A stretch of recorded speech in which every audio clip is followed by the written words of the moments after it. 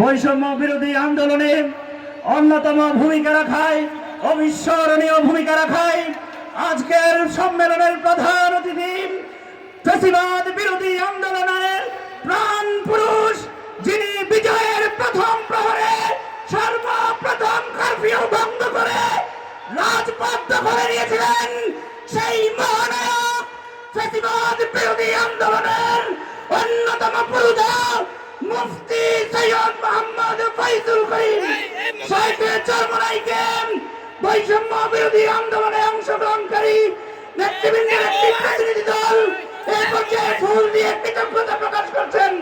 আমরা সকলে তাকবীর দিয়ে শুভেচ্ছা জানাই।